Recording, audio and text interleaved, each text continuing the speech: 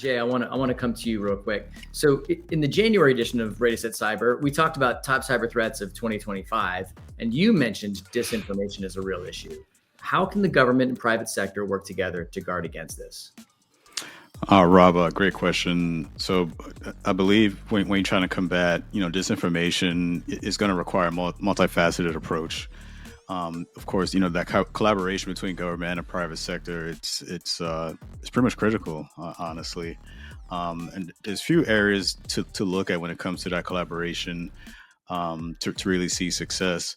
So you look at information sharing and analysis, public awareness and digital literacy, research and development, and crisis response and coordination. I'll just quickly just probably a little background for each one. So we're looking at information sharing and analysis.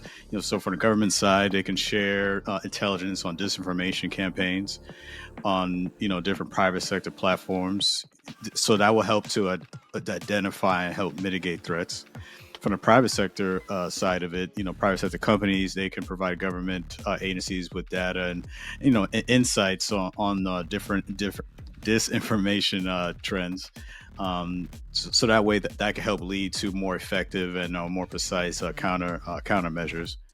So looking back, so we look at public awareness and digital literacy standpoint. So from the government side, governments can fund and support public awareness campaigns to help educate citizens. I think education is definitely a big piece.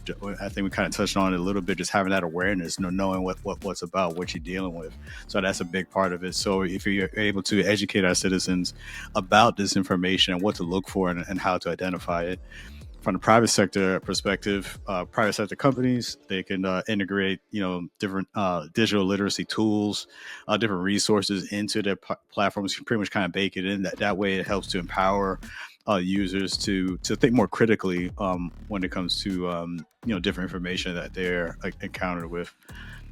When we're looking at research and development from governments, they could fund research into the cause and effect of disinformation, like just try and get that background as to why this has happened and be able to learn from that and almost like you kind of doing like a lessons learned and be able to evaluate and pick apart. And that way when you're put in that situation again, you're better apt to respond.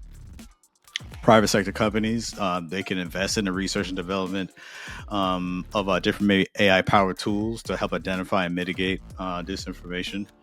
And lastly, when we talk about the crisis response coordination, so both government and private sector platforms, they can coordinate those responses to during different crises. So that way we have to ensure that you have accurate and timely response, because timing is definitely is critical, especially when depending on the situation or who's involved. Your response time is very important. So having that coordination amongst government and private sector, having a streamlined approach on how to do that is very important.